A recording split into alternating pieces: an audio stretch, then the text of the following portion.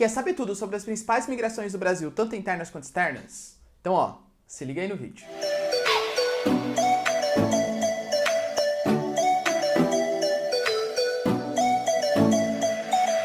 Fala, galera, beleza? Vocês também estão legais, tranquilos de boa? Então tá, ó. Galera, é o seguinte, nessa linha de hoje a gente vai discutir um pouquinho sobre as principais migrações que aconteceram no Brasil, tanto internamente, ou seja, sei lá, o cara saindo do Pará, indo pro Maranhão, São Paulo, Paraná, por aí vai, e as questões externas do Brasil também, ou seja, os italianos que pra cá vieram, os haitianos mais recentemente, bolivianos, peruanos e tal. Se você quer entender isso e muito mais sobre geografia, geopolítica, atualidades, notícias, enfim, tudo para se manter sempre bem atualizado, entender esse mundão e manjar também de geografia, já se inscreve no canal, deixa o seu like e compartilha esse vídeo, que eu, o professor Ricardo, conto muito com a ajuda de vocês, belezinha? Tamo junto? Então tá. Bom, galera, é o seguinte, ó. Pra gente discutir a questão migratória brasileira, eu vou separar com vocês imigrações internas e imigrações externas. Primeiro vamos pegar as migrações internas, ou seja, os movimentos que aconteceram aqui no Brasil. A gente nunca pode esquecer que qualquer migração que ela seja, ela sempre tem uma motivação. Pensa assim, ó.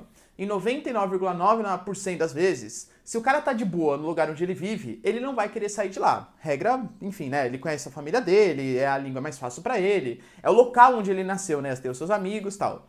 Agora, se o cara tá mudando do seu local de origem, é porque alguma motivação ele tem. E a gente costuma dividir essas motivações em 3 grandes grupos. Uma motivação econômica, então o cara busca uma melhor condição de vida, ou então porque ele tá desempregado, etc. Por conta de uma perseguição político, étnico ou religiosa, ou então, sei lá, o cara é de esquerda e o governo é de direita, sei lá, na época da ditadura militar. Ou então, sei lá, na Venezuela hoje, que quem pratica oposição a Nicolás Maduro é perseguido. Isso é uma perseguição étnico-político ou religiosa, percebe? É o segundo tipo de imigração. Ou algum tipo de plano demográfico. O governo, por exemplo, ele está querendo mobilizar a população a ocupar um território, que nem aconteceu aqui no Brasil, no Sul, no finalzinho do século XIX. Ou então, quando o governo norte-americano quis ocupar o centro do território americano, atraindo trabalhadores europeus, agricultores europeus. Então, políticas demográficas. 3 motivações, então, econômicas, que é a grande maioria das migrações, perseguições, e aí quando o cara ele sai do seu país de origem porque ele corre risco de vida, ele acaba virando um refugiado, ou por questões políticas, o Estado querendo ocupar um território. No caso do Brasil é a mesma coisa, tá? O Brasil, então, essas motivações, essas migrações internas, elas sempre aconteceram por questões econômicas e políticas. Vamos pegar um exemplo aqui, vai, o êxodo rural. Êxodo rural é quando as pessoas começam a sair do campo e começam a ocupar as cidades. Isso vai acontecendo por quê? Inovações tecnológicas do campo, mecanização, a revolução verde, e aí as pessoas perdem o seu emprego no campo, chamado desemprego estrutural, e acabam migrando para cidades que lhe ofereçam melhores serviços, ou pelo menos que lhe ofereçam algum tipo de serviço, né, já que o desemprego no campo está muito grande. A época que o Brasil começa a se industrializar, 1930, o êxodo rural ele vai ser muito forte. Quando o Brasil passa pela Revolução Verde de 60, de 70, vai ter mais uma leva grande de migrações internas do Brasil. O período de industrialização, que também trouxe bastante gente para morar nessas áreas mais urbanizadas, mais desenvolvidas. A gente pega São Paulo, depois o Rio de Janeiro, Minas Gerais, a região concentrada, segundo Milton Santos, é uma região que atraiu bastante gente. Mas se a gente for pegar também ao longo da história do Brasil, os movimentos eles sempre aconteceram. O Brasil, segundo Sérgio Buarque de Holanda, um dos principais historiadores, né, do Brasil, o Brasil ele sempre foi caracterizado pelos arquipélagos econômicos. Só que o que são esses arquipélagos econômicos? Até 30, que é quando Getúlio Vargas entra no poder, a gente nunca teve assim, uma política realmente de industrialização, integração do território. Então a gente tinha, por exemplo, se eu fizer para vocês um Brasilzão esquemático aqui, ó. Professor, que é isso? Esse triângulo é o Brasilzão. Óbvio que vocês estão vendo isso, né? Então, por exemplo, a gente teve inicialmente o Brasil ocupando a região do litoral nordeste, com a extração de pau-brasil e com a cana-de-açúcar. E aí, todo mundo que queria um emprego, tá, essas coisas, vinha para essa região, migração para cá. Claro que assim, é muito diferente que a globalização hoje, ela permite com que a atração seja nacional. Na época ela era muito mais localizada. Aí, essa ilha de desenvolvimento teve a concorrência das Antilhas, então em declínio e tal, e aí o Brasil passa pelo ciclo do ouro. Aí no ciclo do ouro, Minas Gerais começa a atrair um monte de gente. Aí beleza, desenvolve, tudo tal, ok. Aí o ciclo do ouro entra em decadência, vem lá, a exploração das drogas do sertão. Aí as drogas do sertão começam a ser exploradas. Aí a droga do sertão entra em decadência, aí vem o café. Aí o café vem, industrialização, começa a migrar para cá. Percebam que na história do Brasil, como a gente nunca teve uma coesão muito grande nacional, sempre foram arquipélagos de desenvolvimento, a gente sempre teve uma série de áreas que foram atraindo essas pessoas. Essas migrações internas foram mais importantes. Mas era um pouco mais incipiente. O que eu quero mostrar para vocês nessa aula de hoje, nessas migrações internas, é principalmente após a década de 30, quando o Brasil realmente se consolida como um país mais integrado, mais urbanizado, mais industrializado. E é isso que a gente vai fazer nessa próxima lousa. Mas antes, tira um print aqui que isso aqui é super importante. Pegando então, depois da década de 30, né, que eu falei pra vocês, Getúlio Vargas assumindo, o Brasil realmente tendo uma política industrial, uma política econômica mais forte, eu separei para vocês aqui, alguns momentos bem importantes da história da migração interna do Brasil. As mais relevantes, claro. Não foram só essas que aconteceram, mas aqui foram as mais relevantes, as mais importantes, tá? Excetuando, claro, o êxodo rural, tudo aquilo que a gente viu na lousa passada. Aqui eu coloquei para vocês um primeiro momento super importante. Aqui, eu sempre coloquei da onde está indo para onde está chegando, tá bom? Ou seja, o cara, ele está emigrando, ele está saindo do Nordeste e está chegando no Sudeste, tá bom? Lembrando que toda vez que você for analisar uma migração, você tem que entender por que o cara está chegando e por que o cara está saindo. Professor, o Nordeste é fácil, né? O Nordeste ele está saindo por causa da seca. Nada a ver, tá? Não, senhor, mas lá não é seco? Israel também é seco. E aí, todo mundo sai de Israel porque é seco? O Japão, por exemplo, sei lá, tem montanha, tem tsunami, tem abalo sísmico, tem vulcanismo, tudo acontece de errado lá. Tu Frieza, né, Ataka, Katsuki e tal, tudo acontece de errado ali no Japão. A galera quer sair de lá só por causa disso? Não. Por quê? Porque a gente nunca pode justificar um fator social como uma migração por um fator natural. Isso a gente chama de determinismo geográfico. Ou seja, o cara saiu de lá porque tá chovendo, o cara saiu de lá porque é seco, porque é montanhoso e tal. Se fosse assim, não teria mais ninguém no Japão, não teria mais ninguém em Israel. Percebe que os fatores naturais, eles podem ser o potencializador de um processo de imigração. Que nem no caso do Haiti. O Haiti passava por uma guerra civil e aí teve um abalo sísmico. Isso motivou as migrações. Mas se só tivesse o abalo sísmico, não teria tido migração no Haiti. Por quê? Porque um fator natural, ele não justifica um fator social. Um terremoto, um abalo sísmico, montanha, etc., não pode justificar uma migração. Então a galera estava saindo do Nordeste por uma série de problemas, intensificados pela seca, pelo sertão nordestino ainda, hein? Não todo o Nordeste. Mas aqui a gente tem, por exemplo, uma concentração fundiária muito grande, uma grande desigualdade social, ainda hoje resquícios de coronelismo ali na região, tá? Uma influência muito forte dos latifundiários, dos coronéis, e essas pessoas vieram para o Sudeste. Professor, por que para o Sudeste justamente nessa data aqui, né, 1930? Principalmente porque Getúlio Vargas tinha assumido o poder. E o Getúlio Vargas, por mais que os paulistas odeiem ele, né, porque acabou com a República do Café com Leite e tal, todo aquele papo, fato é, galera, o Getúlio Vargas, ele investiu pesadamente na indústria e na indústria de São Paulo. Ele sabia que aqui em São Paulo já existia ferrovias, um sistema de comunicação mais eficiente, uma concentração de mão de obra, acúmulo de capital muito mais significativo. Então a ideia dele não era assim, desenvolver o Brasil como um todo. Quem pensou mais nisso foi um pouco o JK que tentou interiorizar mais a ocupação.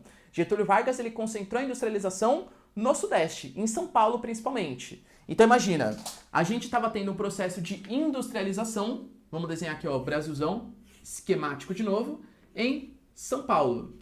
E aí todo mundo que queria ocupar uma região importante, atrair empregos, vinha para São Paulo. São Paulo passou por uma urbanização muito, muito grande, questão assim de 10, 20 anos. Mais de dobrar a população paulista. E isso, claro, sem uma readequação da infraestrutura, do sistema de transporte, comunicação. Então por isso que a gente tem esses desastres que acontecem hoje, tipo enchente, déficit habitacional, desigualdade social, e a gente associa muito nossa, é porque tá chovendo muito, é porque não sei o que lá. De novo, né, justificando um fator social por um fator natural. As enchentes, por exemplo, eles são um fator social. Quem causa as enchentes são os seres humanos, que ocupam as áreas de várzea, impermeabilizam o solo, gera assoreamento nos rios. Isso que causa enchente, não a chuva, percebe? Então, nessa época a gente teve um contexto de industrialização muito forte no Sudeste e atração de mão de obra, principalmente de mão de obra de nordestinos, galera do sertão nordestino, que veio pro Sudeste maciçamente na década de 30 e na década de 40, tá bom? Eles ajudaram a construir o que São Paulo é, eles ajudaram a construir o que o Sudeste é, porque em geral eles foram mão de obra mais barata, mão de obra que trabalhou na indústria, mão de obra que trabalhou na construção civil e levantou e fez hoje essa região do nosso Brasil ser a região mais desenvolvida economicamente falando, foram super importantes, tá bom? Se a gente for pegar um pouquinho mais tarde, aqui chegando na década de 60, década de 70, eu diria pra vocês, até um pouquinho antes, né, o JK da década de 50, deixa eu até apagar aqui pra vocês, ó, vamos colocar, década de 50 também o processo foi quando ele começou, o JK e o governo militar, eles tinham uma coisa muito grande com a ocupação do território, principalmente o governo militar, talvez pela própria formação deles, né, de ocupar, garantir a soberania, eles não queriam deixar espaços vazios no território brasileiro. JK, por exemplo, para conseguir fazer isso, fez a construção de Brasília, encheu de rodovias o nosso país para interiorizar a ocupação, tudo isso pensando em fazer o Brasil sair um pouco do litoral e interiorizar um pouco a ocupação. E isso, claro, atraiu pessoas para aquelas regiões. A construção de Brasília, a gente pode falar, por exemplo, o avanço da fronteira agrícola, que começa na década de 50, mas se intensifica muito na década de 60 e 70. Qual que era essa ideia? O Brasil queria ocupar o centro-oeste e o norte em segundo lugar, mas principalmente o centro-oeste. Precisamos de achar um produto que tenha alta aceitação no mercado internacional e que os agricultores vão querer sair do sul e do sudeste, onde a terra é muito cara, geralmente o cara que tem uma fazenda no sul e no sudeste, é uma fazenda bem pequenininha, né, um minifúndio, onde ele consegue produzir pouca coisa, uma agricultura familiar, uma agricultura de subsistência, e o governo federal está oferecendo para esse cara a chance dele largar sua pequena propriedade no sul e no sudeste, principalmente no sul, e ocupar novas terras do centro-oeste, com a plantação de soja.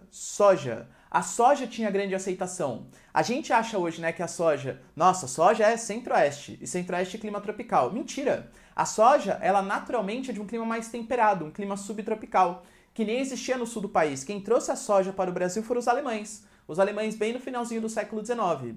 Na década de 50, década de 60, procurando um produto de grande aceitação no mercado internacional, o Brasil foi lá e passou a produzir soja também num clima tropical, fazendo um selecionamento de sementes, aquelas que eram mais adaptadas a um clima um pouco mais inóspito para a soja, que é um clima mais quente, mais chuvoso, como o clima tropical. E deu certo, teve grande aceitação.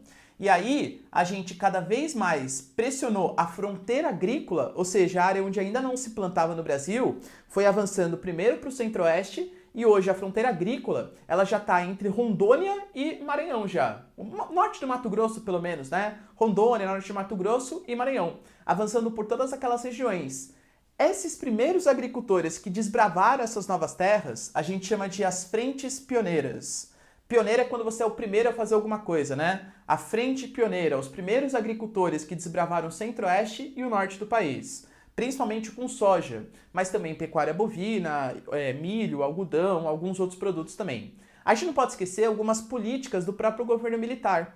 Por exemplo, a construção de Serra dos Carajás, ali no norte do país, a construção da Zona Franca de Manaus, da Transamazônica, uma série de megaprojetos para desenvolver. Os militares tinham uma neurose com a ocupação. Os militares, aliás, porque o que eles achavam? Que a melhor maneira de garantir a soberania nacional em áreas pouco povoadas, como o centro-oeste e o norte do país, seria garantindo a ocupação. Ocupação é soberania. Então eles gastaram grana que o Brasil tinha e não tinha para ocupar essas regiões. E galera, convenhamos, aí no centro-oeste até que conseguiram ocupar, no norte um pouco menos, né? Mas assim, até que deu certo, vai, o plano deles. Um pouquinho, mas deu certo, tá bom? Então o JK e os militares, eles maciçamente incentivaram a ocupação dessas duas regiões. Hoje, em um processo que começou na década de 80, a gente pode falar que as grandes metrópoles, a exemplo de São Paulo, Rio de Janeiro, Belo Horizonte, Vitória, até mesmo no Nordeste também, né, Fortaleza, tal, essas grandes metrópoles, elas hoje estão perdendo suas populações para as chamadas cidades médias. Aliás, ó, só um parênteses aqui. Hoje no Brasil, a gente não tem mais predominando migrações interregionais. Como assim? O cara que está no Nordeste, por exemplo, e quer buscar uma melhor condição de vida, o cara que mora no sertão, ele não vai mais para São Paulo, não faz sentido. Hoje ele procura as grandes metrópoles do litoral do Nordeste. Então essas migrações da região norte para a região sul, hoje isso acontece menos. Porque o Brasil, como se desenvolveu um pouco mais por completo, ele espalhou um pouco mais os polos de desenvolvimento, o cara não precisa mais migrar entre regiões diferentes. Ele migra dentro da sua própria região, tá bom? Fechou parênteses, vamos voltar aqui, ó.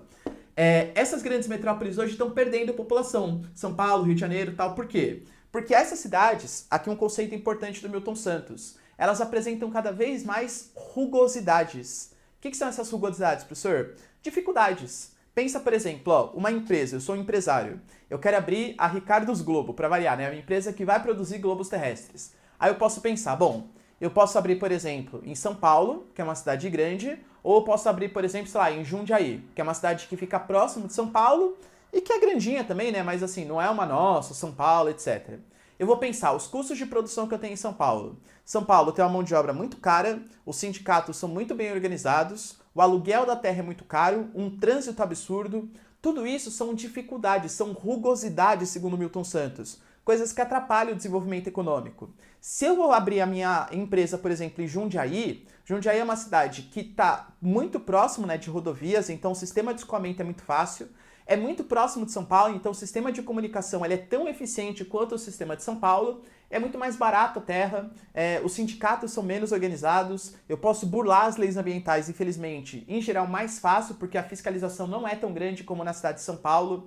Então todos esses fatores, eles se tornam atrativos. E essas empresas hoje, pela desconcentração econômica, estão migrando para as cidades médias. E claro, junto com as empresas, junto com os empregos, vão as pessoas. As pessoas hoje saindo dessas grandes metrópoles e migrando para essas cidades médias, para essas cidades que também oferecem uma ótima qualidade de vida. Em geral, melhor do que as metrópoles, que tem muito mais dificuldade, violência, desigualdade social, déficit habitacional, ou como o Milton Santos fala pra gente, as rugosidades. Beleza? E, para finalizar, essas migrações recentes aqui do Brasil, esse aqui pega muita gente de surpresa, hein? Que é a migração do Sudeste pro Nordeste. E aí, a gente sabe que o preconceito fala enormemente grande, tá? Acho que vocês repararam, até pelo meu sotaque, né? E porque eu cito algumas vezes no vídeo, eu sou morador da cidade de São Paulo. Paulista, paulistano, claro que não todos, mas eles têm uma mania assim de ser meio nariz em pé, sabe? Oh, nós somos a locomotiva do Brasil, tal, essas coisas. Geralmente, em época de eleição, você já deve ter ouvido falar isso, tá?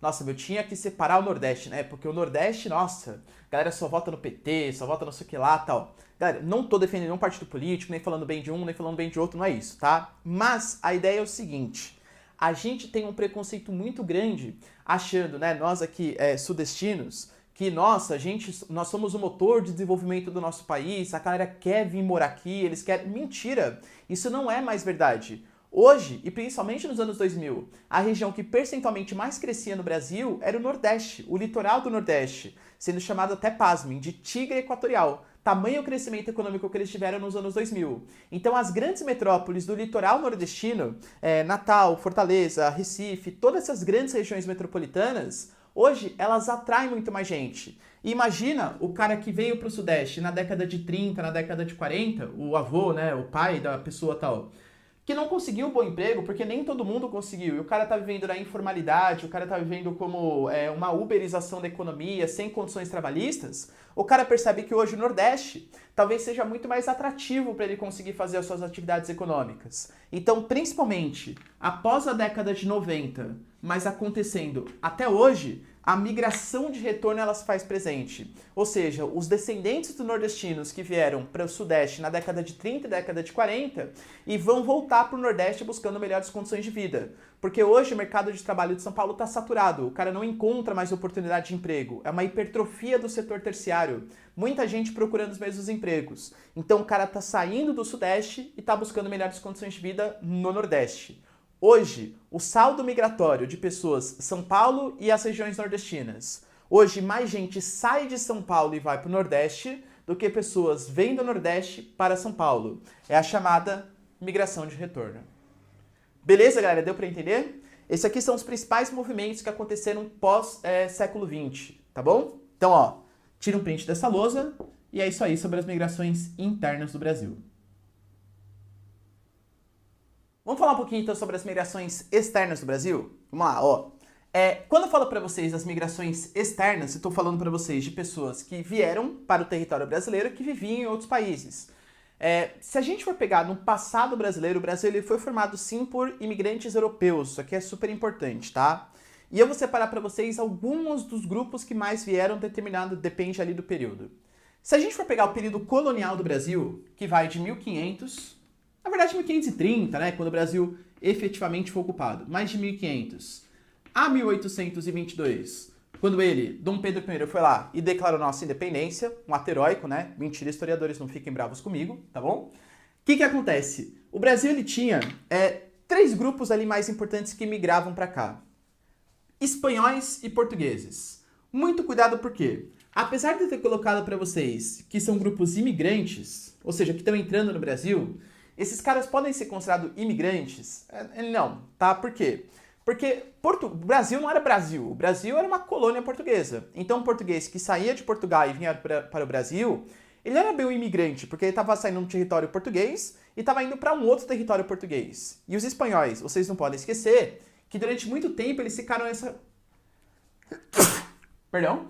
Eles ficaram nessa condição também, tá? Por quê? Porque a gente teve a União Ibérica durante uma parte importante do período colonial brasileiro. Ou seja, Espanha e Portugal eram o mesmo país, vai entre aspas aí. Então o espanhol que vinha para o Brasil, ele também era considerado, tá saindo no território dele e tá indo para um outro território dele. O cara não era exatamente um imigrante vindo para cá. Agora, as invasões holandesas e também os franceses, aí sim a gente pode considerar os franceses no Maranhão, os holandeses também no Nordeste, né, Maurício de Nassau, todo aquele papo de história que vocês sabem. Esses aqui foram os principais grupos, então, que vieram para o Brasil no período colonial. Lembrando que os espanhóis e portugueses se fazem muito presentes mesmo no território brasileiro, tá? Bem presentes mesmo. E grande parte deles veio no período colonial. Ah não, professor, eu tenho a minha bisavó, ela veio para cá na Guerra Civil Espanhola que aconteceu. Pode ser também? Claro que pode, né? A Guerra Civil Espanhola, o período entre guerras, das guerras mesmo, também foram motivadores de migrações. Mas a principal classe, né, o principal assim, peso mesmo que veio para o Brasil foi justamente no período colonial, principalmente entre espanhóis e portugueses. Beleza? Vamos pegar o período pós-independência aqui, pós-1822 então. Aí sim a gente começa uma migração massiva para cá. Por quê? Algumas coisas, alguns planos econômicos, outras nem tanto, a gente vai ter que discutir. Vamos pegar ali os italianos. De novo, né? Se eu tô falando para vocês de migração, a gente tem que pensar que o cara tá saindo por algum motivo e ele está chegando por algum motivo também no território brasileiro. Vamos pensar quais seriam as motivações que fizeram os italianos saírem da Itália. A Itália, se a gente for pegar no século XIX, e vamos colocar aqui até 1945, tá? Até o final da Segunda Guerra Mundial. A Itália, por exemplo, passou por uma série de problemas. Dentre elas, a questão da unificação do seu território. A Itália, assim como a Alemanha, foram duas potências que se unificaram tardiamente, processos extremamente dolorosos para a sua população interna. Então as pessoas saíram de lá e foram buscar melhores condições de vida em outro continente. De verdade, a maior parte não veio para o Brasil. A maior parte dos italianos foi para onde? Para os Estados Unidos. Era mais perto, um clima mais parecido, era uma colônia, uma ex-colônia, né, de povoamento, principalmente a região norte, então tinha muito mais semelhanças. Mas alguns italianos, principalmente do Mezzogiorno, do sul da Itália, eles acabaram vindo para o território brasileiro, se não para a Argentina, para o Uruguai e tal. Vocês têm que pensar que no final do século XIX até 1945, o mundo viu uma migração massiva de europeus em direção à América. Principalmente Estados Unidos, claro, mas também alguns para a América do Sul aqui, beleza?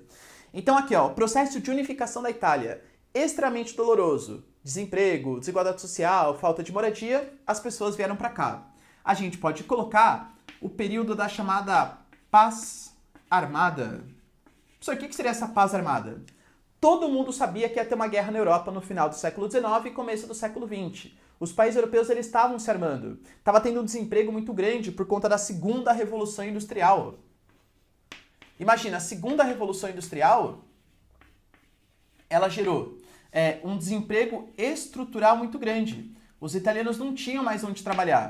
E eles vieram para o Brasil. E claro, a gente pode colocar aqui tanto a Primeira quanto a Segunda Guerra Mundial. Esses são os motivos que fizeram os italianos saírem da Itália. Mas por que justamente para o Brasil? A gente tem que pensar. O que o Brasil oferecia de bom para cá? Vamos pensar, ó. Final do século XIX e começo do século XX. Beleza. o que tinha acabado de ser finalizado no mundo. Aliás, no mundo não, no Brasil. Em 1888 é assinada a Princesa Isabel, assina a Lei Áurea, é o fim da escravidão. Oh, que legal, tal, não tem mais escravos, beleza. Só que precisávamos de mão de obra.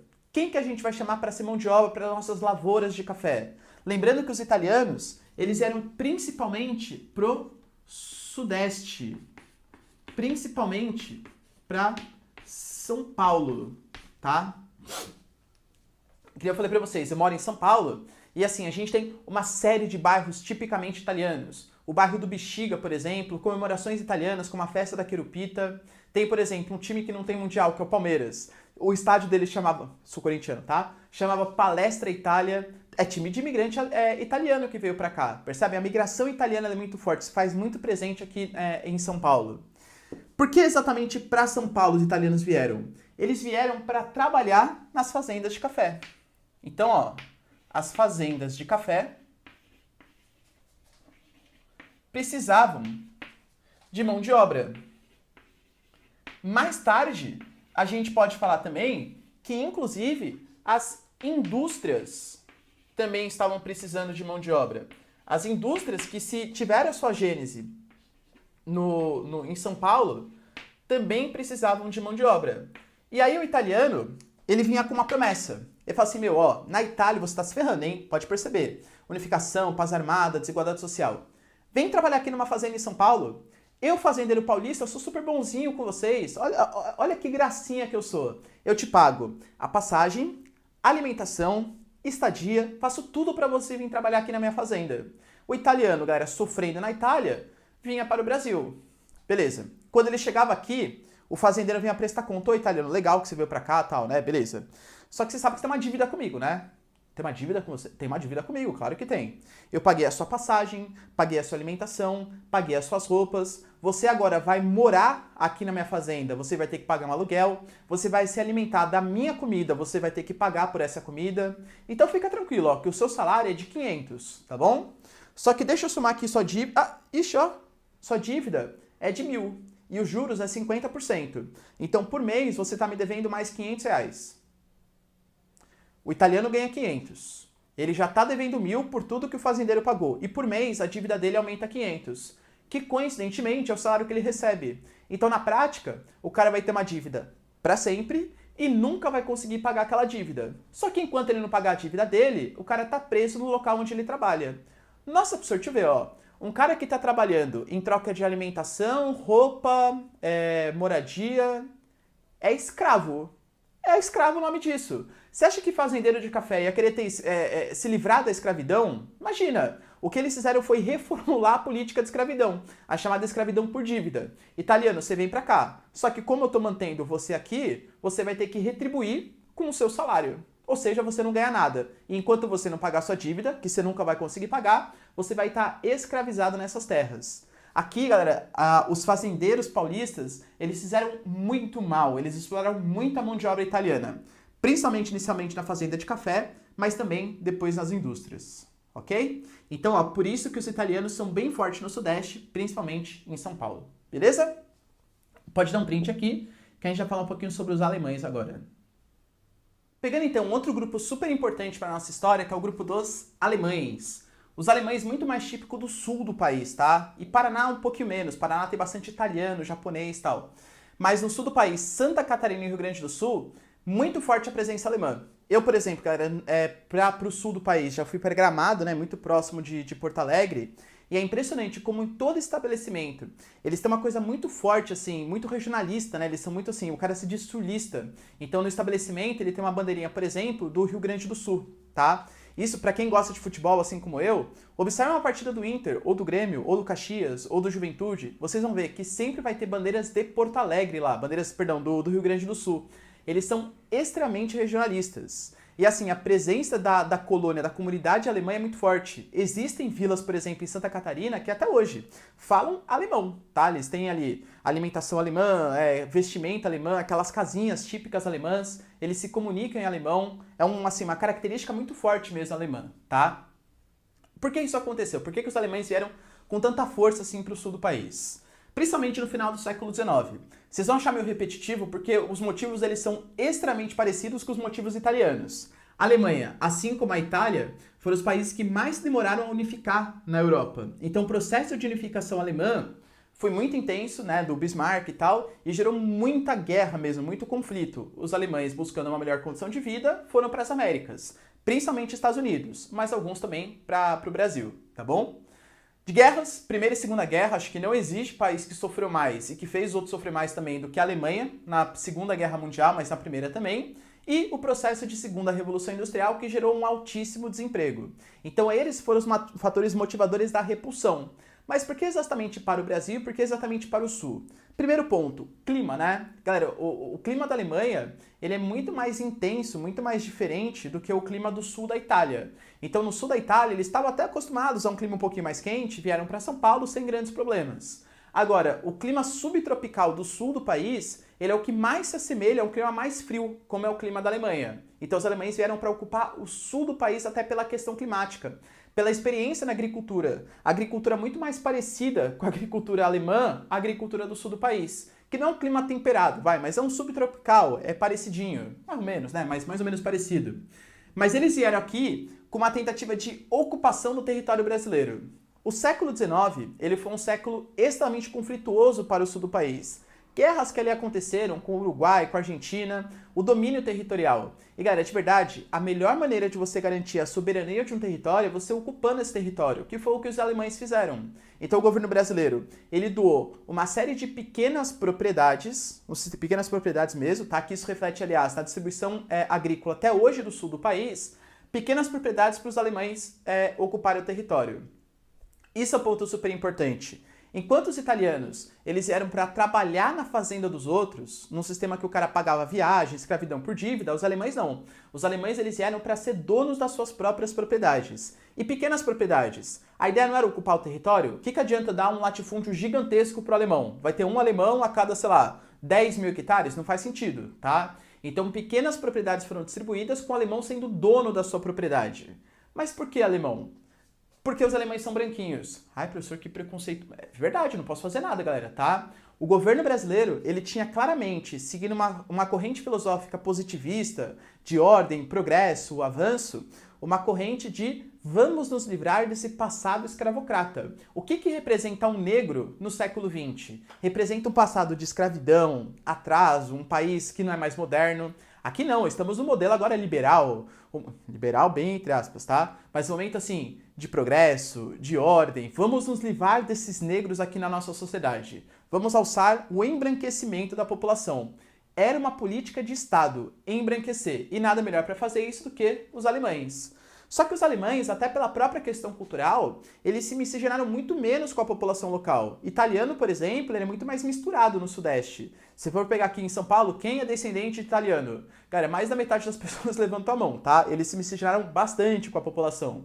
Já os alemães, um pouco mais preservados, menos integrados à população, em alguns casos, obviamente não estou dizendo todos, movimentos separatistas até aconteceram, pela falta de identificação que eles tinham com o território brasileiro. Por exemplo, o movimento separatista mais famoso que tem do Brasil é o movimento da Farroupilha. A própria bandeira do Rio Grande do Sul, ela mostra isso pra gente. A bandeira do Rio Grande do Sul, que é um verde e um amarelo, com uma faixinha vermelha no meio. O que é isso? Mostrando, é uma recontagem da Farroupilha, mostrando que o Brasil ele só ficou unido, aliás, o Rio Grande do Sul, né? Só ficou unido ao território brasileiro porque se derramou muito sangue. Grande parte desse separatismo, existe até o sulinho, né? Claro que isso não representa toda a população, mas esse separatismo mais forte que existe no sul do país também tem a ver com a presença dessa etnia diferente, desses alemães diferentes, que não se miscigenaram muito com a população brasileira, tá bom? Então, os alemães eram para ser donos das suas próprias propriedades, ao contrário do que aconteceu com os italianos, beleza? Outro grupo que eu queria falar com vocês, isso aqui vai surpreender muita gente, mas é forte, talvez na região onde você mora e não muito, mas os japoneses. Não, professor, nunca vi um japonês. Existe, hein? Existe, galera, bastante japoneses que ocuparam principalmente São Paulo, Paraná e as terras do Centro-Oeste. Mato Grosso do Sul, Mato Grosso, bastante aí, tá? Os japoneses, eles vieram na sua primeira vinda aqui para o território brasileiro em 1908, tá? Eles vieram fugindo de uma guerra também, né? Lembra, sempre o motivo acaba sendo guerra. A gente teve um processo em 1868 que começou com a era Meiji, que acabou com o sistema de shogunatos, feudos que existiam no Japão, e transformou o Japão num país industrializado, mas foi uma transformação na marra, assim, você centralizou, você tirou a influência que os shoguns, eles tinham, né? Que era uma espécie de senhores feudais, você centralizou o poder político na mão do imperador Meiji, você ocidentalizou o Japão, você transformou o Japão de um país feudal para um país industrializado em pouquíssimo tempo, e isso foi um processo extremamente doloroso. Vários dos japoneses, eles vieram principalmente pós-1908 para o Brasil, para São Paulo, tá? Principalmente. O bairro da Liberdade talvez seja a grande prova dessa influência tão forte. Se você mora em São Paulo, você sabe o que eu estou falando. Existem muitos japoneses. É que em outras regiões não existe tanto. Por exemplo, é uma diferença geográfica pequenininha, mas no Rio de Janeiro é raríssimo você ver japonês. Nordeste, então. Se você é um japonês e foi para o Nordeste, não nas áreas turísticas, mas para as áreas mais interioranas, vê como que as pessoas te olham na rua. Nossa, um japonês? Meu Deus, tem um japonês. Como se fosse uma aberração, sabe? Nossa, ele tem olho, eu só vi pela TV isso. Porque não é comum mesmo, tá? Não é comum japoneses fora desse centro-sul aqui do território brasileiro. Eles vieram para trabalhar principalmente nas fazendas, cultivo de banana no Vale do Ribeira, cultivo de chá e acabaram interiorizando a ocupação para o centro-oeste. Esses descendentes japoneses, chamados de decacegues, eles são uma importante fonte de renda para o Brasil, para o Sudeste, por incrível que pareça. Porque depois da Segunda Guerra Mundial, o Japão se recuperou economicamente, cresceu economicamente, se industrializou e começou a atrair muita mão de obra. Esses descendentes, até a terceira geração, você tem uma facilidade para conseguir trabalhar no Japão. Esses descendentes japoneses que vieram, chamados de decacegues, eles vão trabalhar no Japão, geralmente eles passam anos lá, 10, 15, 20 anos, tentando juntar o dinheiro, que é bem difícil porque o custo de vida no Japão é bastante alto, e manda essas remessas de dinheiro para suas famílias que moram aqui no território brasileiro, tá bom? Depois da crise de 2008, o Japão foi um dos países mais atingidos. Os japoneses, infelizmente, eles têm um preconceito muito grande com os japoneses brasileiros, com esses decacegues. Não, professor, mas japonês é tudo igual. Não é, tá? É bem diferente quando um japonês está lá, ele consegue ver quem é um decacegue, quem é um descendente só de japonês, não é um japonês do Japão mesmo, e existem vários relatos de preconceito. Infelizmente, a população japonesa tem bastante preconceito com os trabalhadores que vão trabalhar no setor industrial com a mão de obra barata para mandar suas remessas de lucro pro Brasil. Tudo bem? Cara, eu tiro um print aqui, ó, que eu preciso fazer uma última lousa com vocês falando das migrações atuais para o Brasil. E pegando agora uma migração um pouco mais recente que existe, que é a migração de peruanos, bolivianos, haitianos, venezuelanos e de sírio-libaneses em menor grau, tá? Obviamente eu vou estar comentando, professor, a minha família veio da Croácia, ela veio fugida da guerra que aconteceu entre Bósnia e Croácia de 1992 a 95, você nem citou no seu vídeo. Eu sei, galera, desculpa, tá? Mas eu não consigo falar de todos os grupos étnicos. Existem outros, né? Existem descendentes de suíços, de búlgaros, romenos, enfim, existem descendentes de várias etnias aqui no Brasil. Eu tô pegando para vocês as mais numerosas do território brasileiro, tá bom? Peruanos e bolivianos. Eles vêm trabalhar principalmente no Sudeste. No Sudeste. Vêm trabalhar na área da indústria têxtil do Sudeste. Se você for pegar, por exemplo, a 25 de março, a Rua do Oriente, todas as ruas comerciais super importantes do território brasileiro, cheio de peruanos e bolivianos. Por quê? Como eu falei para vocês, o principal fator motivador das migrações é a desigualdade social, é a busca por melhores condições de vida. E o território brasileiro, não que ele seja fácil para receber imigrante não, tá? Aliás, é bem difícil. A gente tem leis bem restritivas para aceitação de imigrantes. Só que as nossas fronteiras são extremamente permeáveis. Elas são pouco fiscalizadas, elas são pouco ocupadas, então é muito fácil ter essa migração ilegal, de maneira ilegal. Esses peruanos e bolivianos, eles vêm para trabalhar com mão de obra barata, no setor têxtil do centro de São Paulo, tá bom? Você pega a região do Brás, da Luz, por exemplo, cheio daqui dessas duas etnias. Os haitianos, eles têm uma ligação muito forte com o território brasileiro, principalmente depois do período de guerra civil, que lá aconteceu nos anos 2000, tá? Aliás, que ainda acontece, associado ao terremoto no final dos anos 2010. Por quê? Dos anos 2000, perdão. Por quê? A guerra civil que ali acontecia, o Brasil na época estava com uma vontade muito grande de fazer parte do Conselho de Segurança Permanente da ONU. E o Brasil conseguir acabar com aquela guerra civil seria uma mostra que a gente dava conta de ser um líder mundial, um líder da paz mundial. Mais ou menos, né? Mas enfim, na época eu lembro, eu estava assistindo na época, a seleção brasileira, com o Ronaldinho Gaúcho, aliás, foi fazer um amistoso no Haiti e conseguiu parar a guerra civil no Haiti, tá bom? Eles desfilaram, né, no tanque de guerra e tal, fizeram um dos maiores golaços, aliás, do Ronaldinho Gaúcho na história da seleção, foi contra o Haiti. Tá certo que a seleção do Haiti não é aquela referência de qualidade, né, mas enfim, tá bom? E quando teve o terremoto, então, os haitianos, e na época o Brasil crescia economicamente, se desenvolvia, os haitianos viram o Brasil como um país que estava ajudando o povo deles e um país que estava se desenvolvendo. É um Brasil emergente, é um Brasil que oferece oportunidades. E os haitianos vieram maciçamente para o território brasileiro. Eles saíram ali do Haiti, eles vieram pela América Central, entraram pelo território da Amazônia e depois vieram para Minas, para São Paulo, Rio de Janeiro, para o Sudeste como um todo, tá bom?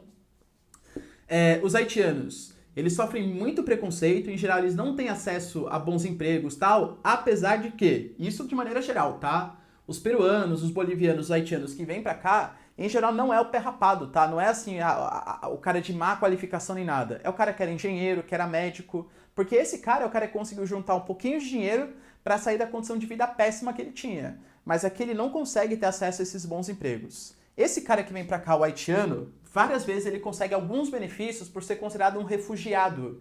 E quando você é considerado um refugiado, ou seja, que está fugindo do seu país de origem por uma situação de guerra ou algo que o valha, você ganha alguns benefícios, alguma ajuda do Estado que os imigrantes ilegais não têm. Mesma coisa para os venezuelanos. Os venezuelanos hoje também são considerados refugiados no território brasileiro porque a Venezuela ela vive uma situação de crise, uma guerra civil no país. Tá? Uma guerra civil entre as tropas do Maduro, do Juan Guaidó, a esquerda, a centro-esquerda, a direita ali brigando pelo território, vai ter intervenção americana, não vai, e é uma situação de fome, uma situação em que a inflação chegou a mais de 1.000.000% ao ano, percebe? Então os venezuelanos saem do território. Hoje os venezuelanos eles se concentram principalmente em Roraima, em uma cidadezinha, ou em Pacaraima, que é exatamente a área de fronteira que existe entre Brasil e Venezuela, ou mesmo em Boa Vista, a capital. Ah, professor, mas tem muito venezuelano, não tem? Por incrível que pareça, não. Percentualmente falando, não. O Brasil é só o 5º país de destino dos venezuelanos. Os venezuelanos preferem muito mais ir para outros territórios, por exemplo, na Colômbia, até porque para você entrar no Brasil é uma fronteira morta que a gente fala. O que existe entre Brasil e Venezuela?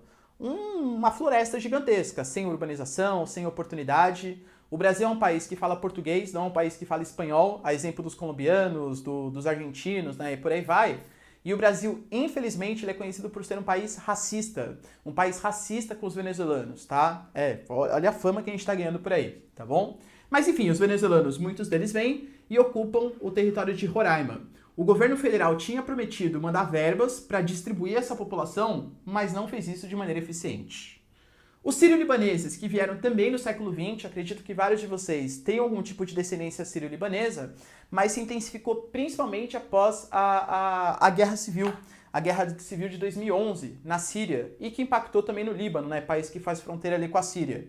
Vieram fortemente também para o Sudeste e tem uma presença bem forte no território brasileiro, intensificado com a Guerra Civil do Bashar al-Assad, Rússia e Estados Unidos. Beleza, galera? Deu para entender? Esses grupos populacionais que vieram ocupar o território brasileiro? Qualquer dúvida, deixa nos comentários, quero saber a sua opinião. No mais, se você curtiu a aula, deixa seu like, se inscreve no canal que é super importante, compartilha para o seu amigo que quer passar no vestibular ou fazer uma boa provinha, e é isso aí. Beijos, abraços e tchau. Tira o print aqui, ó.